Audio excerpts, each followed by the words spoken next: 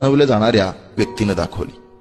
मंडल आयोग लागू करण्याच्या वावटळीत शिवसेना सोडणाऱ्या छगन भुजबळांना यानेच आपल्या पंखांखाली घेतलं होतं. याने महिला आरक्षण लागू केलं ते काही स्वतःला फक्त मुलगी आहे म्हणून नव्हे, तर या महाराष्ट्रातल्या देशातल्या महिलांचा विचार करूनच. महाराष्ट्रात काही वर्षांपूर्वी इंजिनियर व्हा आणि हमखास नोकरी मिळवा अशी जणू योजना सुरू होती. ITIच्या तांत्रिक मनुष्यबळालाही मागणी होती. हिंजेवाडी IT पार्क ते चाकण सारख्या कित्येक MIDC उभारून त्याने लाखोंना रोजगार दिला. आता मला सांगा, त्याच्या विरोधकांनी उभारलेली एखादी तरी MIDC दाखवा. काही जण उगाच बोलायचं म्हणून बोलतात. आज रसातळाला गेलेला सहकार उत्कर्षाच्या शिखरावर त्यानेच पोहोचवला होता. विरोधकांच्या म्हणण्यानुसार हा सहकार खाली जाण्यास तोच कारणीभूत असेल, पण शिखरावर सुद्धा त्यानेच पोहोचवला होता. हे साऱ्यांनाच कबूल करावं लागेल. खासगीत कबूल करणारे सार्वजनिकरित्या मात्र टीका करत असतात. ज्या बँकेत त्याचं नावच नाही, संचालक मंडळात तो नाहीच आहे, त्या बँकेत सुद्धा त्याने घोटाळा केला. आहे की नाही हास्यास्पद आणि गमतीशीर? तर हे असं आहे. खरं तर तुलना शक्य नाही, कारण महात्माजी इज ऑलवेज ग्रेट. मात्र महाराष्ट्रात महात्मा गांधींच्या खालोखाल सर्वाधिक बदनाम हाच नेता आहे. दोघांबद्दलही कुजबूज मोहिमा जोरदार चालवल्या जातात. याच्या संकल्पनेतून प्रत्यक्षात उतरलेल्या फलोत्पादन योजनेनं शेतकऱ्यांची एक अख्खी पिढीच्या पिढी उभी राहिली.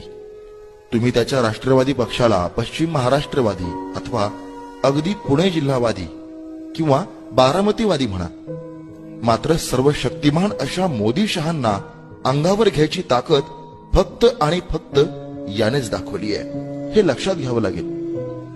पण जेव्हा मोदी शहा महाराष्ट्रात येतात, पण त्यांच्या भाषणांमध्ये याचंच नाव असतं. अगदी देवाचा जप केल्याप्रमाणे ते याचंच नाव घेत असतात. मग याचं कारण काय? कारण मोदी शहा राजकारणात यायच्या आधी हा मुख्यमंत्री होता. वैयक्तिक चारित्र्याच्या बाबतीत बहुतांश काळ सर्व सत्ताधीश असूनही त्याचं नाव कोणा महिलेशी कधीही जोडले गेले नाही. त्याने आपलं चारित्र्य अखंडपणे जपलं.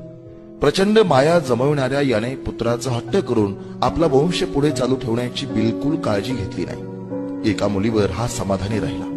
आयुष्यात याने बरेच चढ उतार पाहिले, पण हा कधी कोणा बाबा महाराजांच्या दारी दिसला नाही. कुठे मंदिरात गेला तरी त्याची छायाचित्र कधी छापून आणली नाहीत. आयुष्यभर मुद्द्यांवरच मतं मागितली. मतांसाठी कधी शिवाजी महाराजांचा वापर केला नाही. त्याची स्मरणशक्ती आणि आता तर इच्छाशक्ती सुद्धा त्याच्यानंतर देखील महाराष्ट्रात दंतकथा म्हणून चिरंजीव राहील, यात शंका नाही.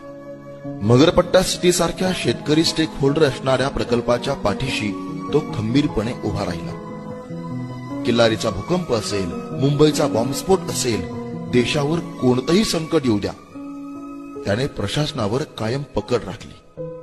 अधिकारी सहकार्य करीत नाहीत, आम्हाला उशीरच झाला, अशा बालिश जाहीर तक्रारी त्यानं पुऱ्या 50 वर्षांच्या राजकीय आयुष्यात कधीच केल्या नाहीत. आजवर कुटुंबाचं राजकारण एकत्रित राखलं. खऱ्या अर्थाने याने त्याचं स्वतःचं घर व्यवस्थित सांभाळलंय. त्याने पक्ष सोडले, फोडले, नव्याने स्थापन केले, नवी माणसं जोडली. सर्वाधिक बेभरवशाचा नेता म्हणून कुप्रसिद्ध झाला. मात्र पुरोगामी विचारधारा सोडली नाही, तिच्याशी तडजोड केली नाही, विचारांशी एकनिष्ठ राहिला. देशासमोर, महाराष्ट्रासमोर आज 2 पर्याय आहेत. एक काँग्रेसची विचारधारा आणि दुसरा RSSची विचारधारा. जी विचारधारा राष्ट्रासाठी, महाराष्ट्रासाठी योग्य असेल, आवश्यक असेल, ती टिकेल, वाढेल.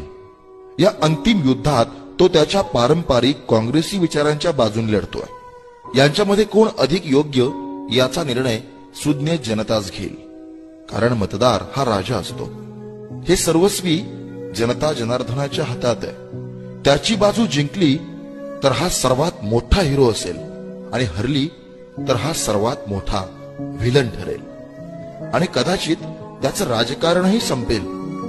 मात्र निकाल काहीही झाला तरी त्याचं हे सर्वात मोठं असणं हे अजरामर होणारं असेल. त्यानं 1000 चुका केल्यात कारण त्याने कामं केलीत. त्याने 1000 चुका केल्यात कारण त्याने कामं केलीत. हे महाराष्ट्रच नव्हे तर संपूर्ण देश कधीच विसरणार नाही, हेही तितकंच खरं.